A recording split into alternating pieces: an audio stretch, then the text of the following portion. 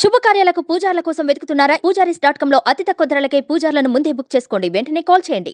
విశ్వోపప్లవ శమనైకబద్ధ దీక్షం విశ్వాసస్తవకిత చేతసాం జనానాం పశ్యామః ప్రతినవకాంతి కందళార్ద్రం పశ్యామః పథి పథి సత్శైశవం మురారేః.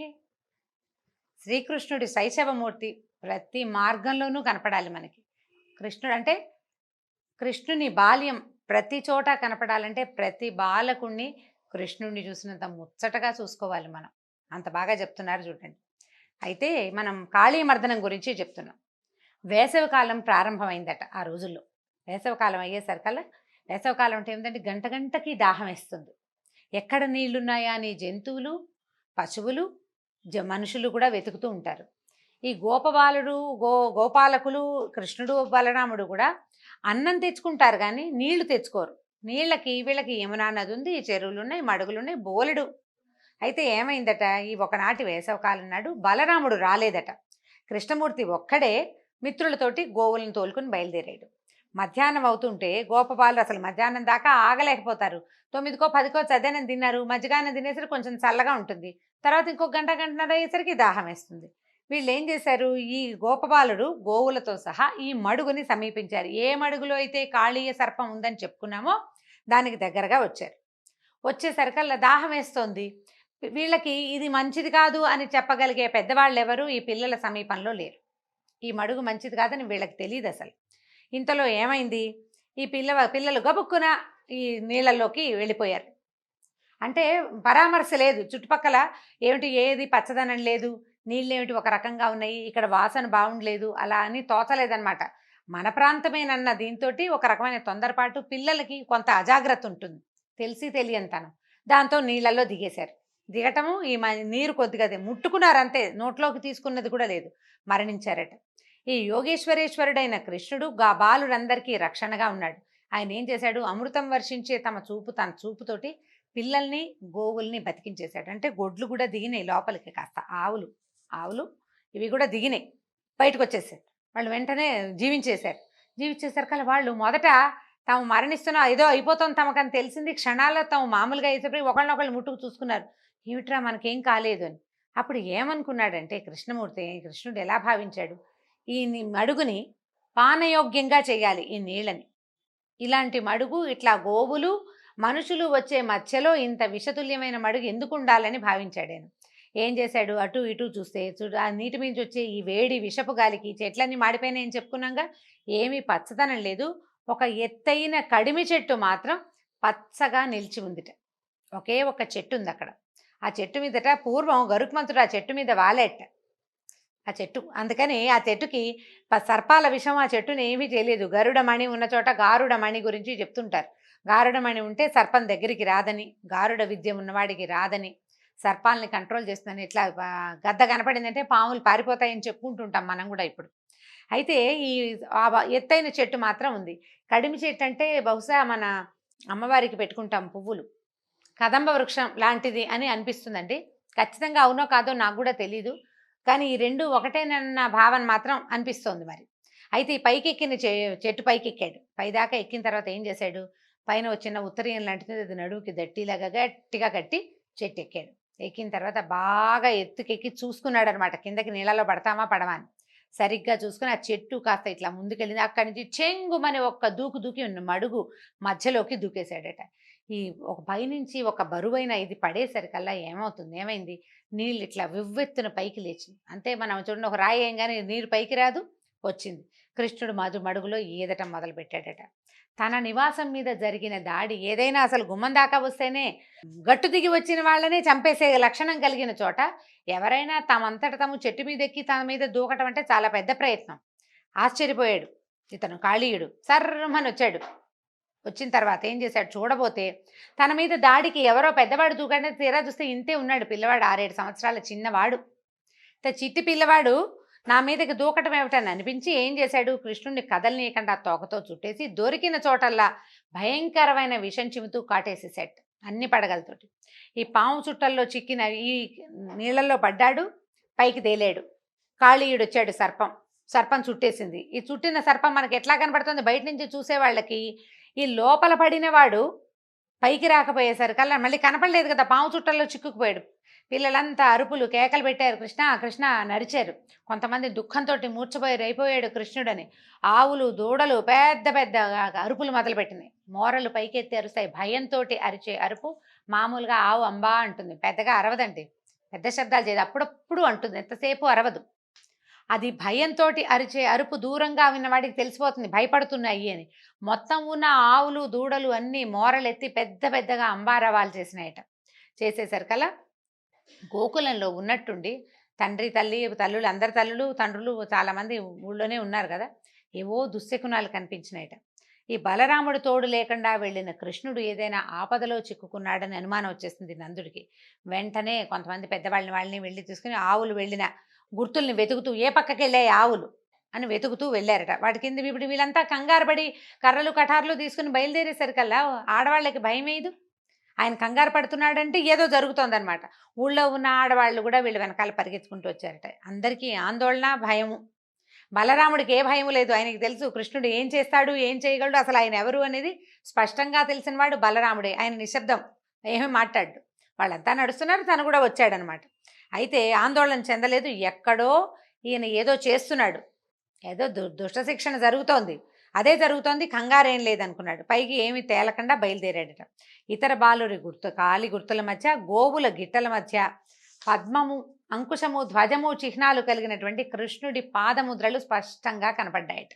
పాదాలు అంటే నేల మీద నడిస్తే పాదముద్రల్ని చూసి గుర్తుపట్టగలిగేంత అత్యద్భుతమైన చిహ్నాలు కలిగిన వాళ్ళు. పరతత్వ చిహ్నము భగవంతుడి పాదాల్లో ఉంటాయి. మనం వెంకటేశ్వర సుప్రభాతము ప్రపత్తి కనుక వింటే మనకు తెలుస్తుందండి. పాదాల్లో రేఖామయ ధ్వజ సుధా కలశాతపత్ర వజ్రాంకుశాంబురుహ కల్పక శంఖ చక్రై అని చెప్తారు. ఎట్లా ఉంటాయంటే అమృత కలశం కూడా ఉంటుంది పాదంలో. ఆ పాదం నేల మీద పడితే ఆ గుర్తు అట్లా కనపడుతుందట. వీళ్ళు అట్లా గుర్తుపట్టారు శ్రీకృష్ణుని పాదాలు. ఇప్పుడు పోతన్న గారు ఇంత వివరంగా రాశారేమోనని అనిపిస్తుంది, కానీ వ్యాస భాగవతంలో కూడా ఇది ఉన్నదండి. వ్యాసుల వారు కూడా చిన్నవాడి 6 సంవత్సరాల పసివాడి పాదరేఖలు గుర్తుపట్టదగినంత అత్యద్భుతమైన పాదరేఖలు అని చెప్తున్నారు. అది చూసి వీళ్ళు తెలుసుకున్నారు కృష్ణుడు నడిచాడు ఇక్కడని. ఆ కాళీయుడు మడుగు దాకా వెళ్ళిపోయినాయి అడుగులు. సరే అక్కడికి పరిగెత్తుకుంటూ వెళ్ళారు. అక్కడికి వెళ్ళేసరికి తన శరీరంతో చుట్టేసి పడగలతో కప్పేసి కృష్ణుడిని ఎవరికీ కనపడివ్వకుండా చేసిన మహాసర్పం కాళీయుడు కనపడ్డాడు వీళ్ళకి ఆ మడుగులో. బిడ్డను రక్షిస్తాను, తల్లులు ఆగుతారా, అమ్మో నా పిల్లాడు ఇంకేముందని యశోదాదేవి పరిగెత్తిపోయింది. గోపస్త్రీలంతా పట్టుకున్నారు. ఈ నందుడు మరికొందరు బలిష్టమైన వాళ్ళు నీళ్ళలోకి దిగబోతే అందరూ పెద్దవాళ్ళు వద్దురా నాయన నాయన వద్దురా అంటున్నారు, నువ్వు రాజువు దిక్కకూడదు. బలరాముడు ఏం భయం లేదు, ఆగండి ఆగండి అని అందరినీ ఆపాడు. అందరూ ఏడుస్తున్నారు, స్త్రీలు పురుషులు పిల్లలు అందరూ ఏడిపోయి. కృష్ణుడు ఏదో అయిపోతున్నాడు, ఇంకేముంది కృష్ణ అని కేకలే ఆకాశం దాకా వినపడేటట్టుగా కృష్ణుడి కోసం కేకలు పెడుతున్నారు. ఇంతలో ఈ కాళీయుడట కృష్ణుడిని ఒక ముహూర్త కాలం అంటే 48 నిమిషాల పాటు తన చుట్టలతో నలిపేశాడట. ఈ పాము చుట్టేసి 48 మినిట్స్ అట. ముహూర్త కాలం అంటే 48 నిమిషాలు. కృష్ణుడు అశక్తుడిలాగా భరించాడు ఆ నలుపుడంతా. ఆ పాము చుట్టలకి దొరికిపోయి అట్లా అశక్తుడిగా ఉండిపోయాడు. ఇప్పుడు ఏమైంది, గోకులంలో వీళ్ళ ఏడుపులు అవి వినిపిస్తున్నాయి. వాళ్ళు ఇంకా భయపడిపోతున్నారు, మడుగుల్లోకి దిగేస్తారనిపించింది ఆయనకి. ఇప్పటిదాకా కాళీయుడికి ఆయన సరదా తీర్చుకునేందుకు, ఆయన వేడుక తీరేందుకు సమయం ఇచ్చిన వాడు ఒక్కసారిగా ఇక చాలనుకున్నాడు. శరీరాన్ని పెంచడం మొదలుపెట్టాడట. శ్రీకృష్ణుడు పడగలు లేస్తూ ఉంటే ఇతను శరీరం పెరుగుతుండేసరికల్లా అదిమి ఉంచిన పడగల మీద ఒత్తిడి, పడగలు 100 పడగలు ఉన్నాయట అతనికి. ఇవి ఒత్తిడిని తట్టుకోలేకపోయినాయి, సాగదీస్తున్నట్టు అయిపోతుంది. రబ్బర్లా ఉంటుంది పాము చర్మం. అక్కడ చేసేది ఏం లేక ఈ మహాసర్పం ఏం చేసింది, చుట్టేసి తలతో అణిచేసింది అనమాట, పడగలతో అణిచేసింది. శరీరం పెరుగుతుంటే ఈ పడగలు వెనక్కి తోసేయబడుతున్నాయి, నొక్కేయబడుతున్నాయి. మెల్లిగా పడగల పైకెత్తి చూస్తూ ఉండిపోయింది. ఇట్లా సర్పం వెనక్కి వచ్చేసింది. ఈయన ఈ చుట్టల మధ్యలో నుంచి పైకి పెరుగుతున్నాడు. తల వెనక్కి పెట్టి ఈ పడగల్లో ఉన్న ఇన్ని కళ్ళతోటి అని నిర్ఘాంతపోయి చూస్తోంది అనమాట. ఈ పెరుగుతుంటే శరీరం నిలువే కాదు కదా, అడ్డంగా కూడా పెరుగుతుంది. నిష్ఫలమైన రోషంతో చూస్తోందట సర్పం. ఈ పెరిగేసరికల్లా ఈ గట్టిగా పట్టి ఉంచాడు కదా చుట్టలు చుట్టి, ఈ చుట్టలు సాగిపోవటం మొదలుపెట్టినాయి. ఇప్పుడు బిగుద్దాం అనుకున్నాడు, బిగిస్తే ఇంకా సాగిపోతుంది. ఇక చేసేది ఏం లేక వదిలిపెట్టేశాడు. కృష్ణుడు వదిలేశాడు. ఈ పట్టు నుంచి విడవబడ్డ కృష్ణుడు గట్టు మీదకి ఎక్కే ప్రయత్నం చేయలేదు. చేయకుండా ఏం చేశాడు, దాంతో ఆడ్డం మొదలుపెట్టాడు. ఆ సర్పంతో వేగంగా దాని చుట్టూతా ఈదుతున్నట్టు. ఈ సర్పం కూడా తన చుట్టూతా ఈదే వాడి మీద కాటు వేయటానికి పడగలు విసురుతూనే ఉంది. పాము కూడా ఊరుకోదు, ఆ గుణం లేదనమాట. 100 కాదండి 101 పడగలు ఉన్నాయట కాళీయుడికి. ఈ 101 పడగల్ని తిప్పుతోంది, అటు తిప్పి ఇటు తిప్పి. ఎప్పుడు అవకాశం వస్తే ఏ పడగతో కుదిరితే ఆ పడగతో కాటేద్దామని ప్రయత్నం చేస్తోంది. అట్లా కాసేపు ఆడి కృష్ణుడు ఒడుపుగా దాని మెడ పట్టుకుని పడగల మీదకి ఎక్కేశాడు. సర్పం తల మీదకి ఎక్కాడనమాట. ఈ సర్పపు పాము తాలూకు పడగల మీదకి నిలబడేసరికి పద్మాలు ఎర్రగా ఉంటాయి అరిపాదాలు. ఆ ఎర్రటి స్వామివారి పాదాలు పడగల మీద ఉన్న మణుల స్పర్శతోటి పద్మాల్లాగా మెరవడం మొదలుపెట్టాడు. ఈ పాము సర్పము దివ్య సర్పం. ప్రతి పడగ మీద దానికి మణి ఉంది. ఆ మణులు 101 మణులు, వాటి మీద ఈ ఎర్రటి పాదాలతో నెక్కేసరికల్లా ఇంకా ప్రకాశవంతంగా మెరిసిపోతున్నాయట పాదాలు. అఖిల కళలకి ఆది గురువైన శ్రీహరి కృష్ణుడి రూపంలో ఈ కాళీయుడి పడగల మీద నాట్యం చేయటం మొదలుపెట్టాడు. కాళీయుడు ఇప్పుడు కాలు కదిలినప్పుడల్లా ఏది తన వైపుకి వంగకుండా పైకి వస్తుందో దాని మీద తొక్కడం మొదలుపెట్టాడనమాట. ఏది ఒక్క పడగని కూడా కాలు తగలనివ్వకుండా లేదు. ఆ పాము ఊరుకోవటల్లా ఇతను పక్క కదిలినప్పుడల్లా పడగెత్తుతోంది కొట్టడానికి, కాటేయటానికి. ఆ లేపిన ప్రతి తలని తొక్కి చిత్త కొట్టేశాడట. తల అంతా చివరికి ఏమైందంటే గొడుగులాగా ఇట్లా అని నిలబడే పడగని దించేసేట. మెత్తగా అయిపోయింది, శరీరం శిథిలమైపోయింది. పాము పడగ నిలబడేలాగా లేదు, తొక్కిడికి లోనైపోయాడు విపరీతంగా. కాళీయుడి భార్యలు తెలుసుకున్నారు, నాయన ఇగో ఈ చంపేసేలాగా ఉన్నాడని అనుకుని ఏం చేశారు, పరిగెత్తుకుంటూ వచ్చేసారు. ఇంకాసేపు గనక ఆ పాదాల కిందే ఉంటే ఈయన మనకు దక్కడని భావించి ఇద్దరు పరిగెత్తుకుంటూ వచ్చారు. ఇద్దరు భార్యలట. ఇతన్ని ప్రతిభిక్ష పెట్టు నాయన, మా భర్తని వదిలిపెట్టేసేయమని ప్రార్థించారు. మనం కాళీయ మర్దనం పిక్చర్ చూస్తుంటాం చూడండి, ఫోటో చూస్తే మనకు కనిపిస్తుంది. దాని మీద నుంచున్నాడు, తోకని పట్టుకున్నాడు. ఇది తోకతోటి కూడా దాడి చేయగలదు. ఆ తోక పట్టుకుంటే ఏమవుతుందంటే కదలలేదనమాట, ఇంకా సర్పం కదలకుండా చేసాడు. అక్కడి నుంచి ఈ 2 సర్పాలు వచ్చి బతిమలాడినాయి. నువ్వు దుష్టుల్ని శిక్షించడానికి వచ్చిన జగన్నాథుడు అని మాకు తెలిసింది. దయామయుడివి నువ్వు ద్వేషంతో, పగతో, కోపంతో ఎవరి మీదకి వెళ్ళవు. ఎవరైతే సన్మార్గుల్ని ఇబ్బంది పెడతారో వాళ్ళ జోలికే వెళ్తావు, కానీ లేనివాడిని నువ్వేమీ చేయవని మాకు తెలిసిపోయింది. నువ్వు ఇప్పుడు మమ్మల్ని ఇంత శిక్షించిన, మా భర్తని ఇట్లా తలలు చితకొట్టేసినా సరే ఇది మా మీద నువ్వు చూపించిన అనుగ్రహమేనని భావిస్తాను తండ్రి. ఎన్నో జన్మల పుణ్యం చేస్తే కానీ నిన్ను ముట్టుకోలేరు. నీ పాదధూళిని శిరస్సు మీద ధరించే అవకాశం మాకు దొరికింది. ఈ పాదధూళి కోరేవాళ్ళు, వాడు నీ పాదధూళి కోసం వచ్చేవాడు భూలోకం అంతా రాసిస్తానన్నా వాడికి అక్కర్ల, నీ పాదధూళే కావాలి. అలాంటి పాదధూళిని మా భర్తకి అనుగ్రహించావు నాయన. అతని పాపాలు నశించినాయి, ప్రాణాలు కోల్పోయేలాగా ఉన్నాడు. మాకు భర్తే ప్రాణం, స్త్రీలకి భర్తే కదా ప్రాణం, కాబట్టి మాకు ప్రతిపక్ష పెట్టు అని బతిమలాడుకున్నారు. బతిమలాడేసరికల్లా వాళ్ళ ప్రార్థనలను మన్నించి కృష్ణుడు అతన్ని విడిచిపెట్టాడు.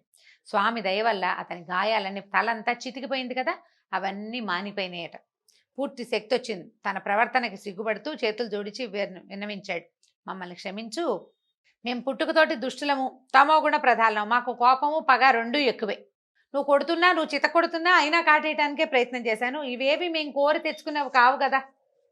ఏ వ్యక్తి తన ఎంత చక్కటి పాయింటో చూడండి. ఏ వ్యక్తులు తమ దుర్గుణాలని తమతో తెచ్చుకోరు. ఏ జీవి ఏ లక్షణాలతో పుట్టాలో, వేటితో జీవించాలో నిర్ణయించే జగన్నియామకుడివి నువ్వే. అంటే సర్పాలకి పగ భగవంతుడే పెట్టాడు. ఇది మానవుల ఎందుకు కుదరదండి. నాకు ఈ లక్షణం ఉంది, నేను భగవంతుడు నాకు పెట్టాడు అని అనడానికి వీల్లేదు. భగవంతుడిని మానవులు అని ఎందుకు చెప్పారంటే మానవత్వంతో ఉండమని మానవులను సృష్టించాడు. మనం రకరకాల లక్షణాలు తెచ్చుకుని ఇదంతా దేవుడే మాకు పెట్టాడని అనడానికి వీల్లేదు. సర్పానికి ఉంది ఆ అవకాశం. ఎందుకంటే దానికి పగపట్టే గుణం, కాటేసే గుణం, తన జోలికి వస్తే వదిలిపెట్టని లక్షణం, మర్చిపోకుండా వెంబడబడ్డం, ఆ గుణం అంతా భగవంతుడిచ్చింది. నువ్వే పెట్టావు నాయన. నువ్వు ఏ శిక్ష విధించాలనుకున్నా నువ్వు నా మీద చూపించిన అనుగ్రహంగానే భావిస్తాను, నన్ను క్షమించమని అన్నాడు. అప్పుడు కృష్ణుడు ఏమన్నాడంటే, కాళీయ, నువ్వు గరుత్మంతుడికి భయపడి ఈ మడుగులో దాక్కున్నావని నాకు తెలుసు. ఇప్పుడు నా పాద చిహ్నాలు నీ పడగల మీద ఉన్నాయి. గరుడు నిన్ను ఏమీ అనడు. కాబట్టి నీ పరివారంతో సహా నువ్వు ఈ మడుగును వదిలిపెట్టేసి నువ్వు రమణక ద్వీపానికి వెళ్ళిపో. రమణక ద్వీపం అని ఆ ద్వీపమే సర్పాలకి ఆలవాలన్నమాట, వాటి నివాస స్థానం అదే. ఈ కాళీయుడు అక్కడి నుంచి పారిపోయి ఇక్కడికి వచ్చాడు. రమణక ద్వీపానికి వెళ్ళిపో, నీ తల మీద ఉన్నాయి కాబట్టి నిన్ను గరుడు ఏమీ చెయ్యడు అని చెప్పాడు. చెప్పిన తర్వాత ఈ కాళీయుడు అతని భార్యలు కృష్ణుని పూజించి ప్రదక్షిణ నమస్కారాలు చేసి బయలుదేరి రమణక ద్వీపానికి వెళ్ళిపోయారు. శ్రీకృష్ణుని పాదస్పర్శ వల్ల అందులో ఉన్న విషం, మడుగులో ఉన్న విషం అంతా విరిగిపోయిందట అని శుకులు ఈ కాళీమర్దన వృత్తాంతాన్ని చెప్పారు. అయితే ఇప్పుడు ఈయన అడుగుతున్నాడు అన్నమాట పరీక్షిత్తు, ఋషులు సర్పాలకి నివాస స్థానం ఏది? రమణక ద్వీపం. కాళీయుడు అది వదిలిపెట్టి ఇక్కడికి ఎందుకు వచ్చాడు, పైగా గరుడుకి భయపడి దాక్కున్నాడు. అప్పుడు గరుడు అంత కోపం వీడి మీద ఎందుకు ఆయనకి? మిగిలిన ఏ సర్పాలకి లేని భయం ఇతనికి ఎందుకుంది? ఏం అపచారం చేశాడు కాళీయుడు? ఈ మడుగులో దాక్కున్నంత మాత్రాన, ఇప్పుడు పోనీ ఎక్కడో దాక్కున్నాడంటే ఒక రకం, ఒక చెరువులో దాక్కుంటే గరుత్మంతుడు ఎందుకు వదిలిపెట్టాడు ఇతన్ని అని అడిగాడు. అడిగేసరికల్లా ఇప్పుడు చెప్తున్నాడు, ఎంతో చక్కగా చెప్పారనమాట. వినత, కద్రువ, కశ్యపుడి భార్యలు మనకు తెలిసిందే. వినత కుమారుడు గరుడు, అతన్ని వైనతేయుడు అంటారు. కద్రువ కుమారులన్నీ సర్పాలు, వాటన్ని కాద్రవేయులు అంటారు. అయితే ఈ రమణక ద్వీపంలో ఉన్న వీళ్ళకి ఏంటంటే సర్పాలని గరుడుకి ఆహారంగా నిర్ణయించారు. అది జగద్విదితమే ఆ సంగతి. ఈ రమణక ద్వీపంలో ఉన్న సర్పాలని గరుడు స్వేచ్ఛగా భక్షించేవాడు. నాగులకి భయం పట్టుకుంటా, ఇలా వదిలేస్తే ఈయన అందరినీ తినేస్తాడు, మన జాతే మిగలదని వాసుకి మొదలైన వాళ్ళు, ఆదిశేషువు వాసుకి సర్పాలలో ఆద్యులు కదా, వాళ్ళు ఏం చేశారంటే గరుడుతోటి ఒక ఒప్పందం చేయించారు. వాసుకే చేసుకున్నాడు. ఆదిశేషువు ఎప్పుడూ మనకి విష్ణుమూర్తితోటే ఉన్నాడు. ఆయన ఇంకా తన జాతి వాళ్ళతోటి కలిసిన దాఖలాలు కనపడవు మనకి ఎప్పుడు. వాసుకి మాత్రం తమ సర్పజాతితోటి రాజుగా ఉన్నాడనమాట. ఒక ఒప్పందం ఏం చేశారంటే, సర్పాలు ప్రతి నెల, అంటే ఈ మానవులు ఏం చేసేవాళ్ళు, తమకి సర్పాలు తమనేమి చేయకుండా ఉండటం కోసం ఆహారాన్ని సమర్పించేవారు. తమ వంతు ఆహారాన్ని ప్రతి నెల అమావాస్య నాడు ఎవరు ఏమీ తినకుండా ఒక చెట్టు కింద ఉంచుతాము, దాన్ని స్వీకరించి నువ్వు ఒక సర్పాలని మాత్రం వదిలిపెట్టేసి, ఇట్లా ఎంతసేపు ఎప్పుడు కనబడితే అప్పుడు చంపేయొద్దని బతిమలాడుకున్నారు. సరే, ఒప్పుకున్నారు. అయితే ప్రతి నెల అమావాస్య నాడు కదా ఆహారాన్ని సమర్పించేది. ఈ కాళీయుడికి కూడా ఆ ఛాన్స్, ఆ వంతు వచ్చిందనమాట. అయితే ఈ వంతు ఎందుకు ఏంటంటే, కాళీయుడు అసాధారణ విషశక్తి సంపన్నుడు. 101 పడగలున్నాయి. అతని విషశక్తి సామాన్యమైంది కాదట. అంటే ఇది ఒక ప్రత్యేకమైన సర్పం అనమాట. దాంతో అతను ఏంటంటే దూరంగా ఉన్న జీవులనేమో విషం చిమ్మి చంపగలడు, దగ్గరగా వచ్చిన వాళ్ళని కాటందుకుంటాడు. అతని విషం బారిన పడితే బతకడం అసాధ్యం ఏ ప్రాణైనా సరే. దాంతో విషగర్వంతో వెర్రవీగుతున్నటువంటి కాళీయుడు గరుడుని లెక్క చేయకుండా ఆయనకి ఇవ్వాల్సిన ఆహారాన్ని తనే భుజించేశాడు, తినేశాడు. ఒప్పందం ప్రకారం చేయాలి కదా, గర్వం ఏం చేస్తాడో చూద్దామనేసరికల్లా సరే, ఈ కాళీయుడు చేసిన పని గరుత్మంతుడికి తెలిసిపోయింది. ఆయన ఏం చేశాడు, కోపంతో మండిపడుతూ ఈ మహాసర్పం ఉంటున్నటువంటి చెట్టు దగ్గరకు వచ్చాడు. కాళీయుడు భయపడలా, భయం ఏం లేదు. ఎందుకంటే నా విషయం ఇంత గొప్పది, నేను చాలా గ్రేట్ అన్న భావంతో ఉన్నాడు కదా. ఉవ్వెత్తున ఈ 100 పడగలతోటి లేచి ఈ గరుత్మంతుడిని కాటేసరికల్లా ఈ గరుత్మంతుడిని ఆ విషయం ఏమీ చేయలేదు. ఇలాంటి 100 పాములు కాటేసిన ఆయనకి అయ్యేదేం లేదు. తనకి ఇవ్వాల్సిన ఆహారం తనకి ఇవ్వకుండా, అంటే చేసుకున్న ఒప్పందాన్ని గౌరవించకుండా, పొగరుతోటి తన మీదకే దాడి దిగిన ఈ సర్పాన్ని ఏం చేశాడంటే ఎడమ రెక్క చాచి కొట్టాడట. అసలు బంగారు కాంతులతో మెరిసిపోతూ ఉంటుందట ఆయన రెక్కలు, బంగారపు రెక్కలు. కొట్టేసరికల్లా ఈ సర్పం కాస్త దానికి ఏమైపోయిందంటే ఎక్కడికక్కడ శరీరంలో సందులన్నీ ఊడిపోయినాయి అనమాట. అంటే అన్ని కీళ్లు విరిగినంత పని అయింది. ఆ దెబ్బ తట్టుకోవడం చాలా కష్టం. ఈ గరుత్మంతుడు పొడిచి చంపి ఉండవచ్చు, ఆ పని చేయలేదు. చంపనని ముందే ఈ నాగులకి మాట ఇచ్చున్నాడు కదా, కోపం వచ్చింది ఆయనకి. ప్రశ్నిద్దామని వచ్చాడు. ఈ ప్రశ్నిద్దామని వస్తే అవతలవాడు ప్రశ్నకి సమాధానానికి అవకాశం ఇవ్వకుండా దాడికి దిగినప్పుడు ఏం చేయాలి, అందుకని కొట్టాడు. ఈ కొట్టిన దెబ్బకి ఏమైంది, పడ్డాడు, చాలా ఒళ్ళంతా చితికిపోయింది, ఎక్కడికక్కడ కీళ్ళు వాళ్ళు ఊడిపోయినట్టు అయిపోయినాయి. ఏం చేశాడు, సరసరా పాకుతూ ఈ యమునా నదీ తీరంలో ఉన్న మడుగులోకి ప్రవేశించాడు. అయితే ఈ యమునా నదీ తీరంలో మడుగుంటే గరుడుకి ఏం కష్టమండి, ఆయన ఎక్కడికైనా వెళ్ళగలడు. కానీ ఈ మడుగులోకి ప్రవేశార్హత లేదట గరుత్మంతుడికి. అందుచేత ఆయన వదిలిపెట్టేశాడు. దాంతో కాళీయుడు ఇక్కడే ఉండిపోయాడు. అయితే ఈ మడుగులోకి గరుత్మంతుడు ఎందుకు వెళ్ళలేకపోయాడు, ఎట్లా కాళీయుడు ఇక్కడ రక్షణ పొందాడు, వచ్చే కథలో విందామండి.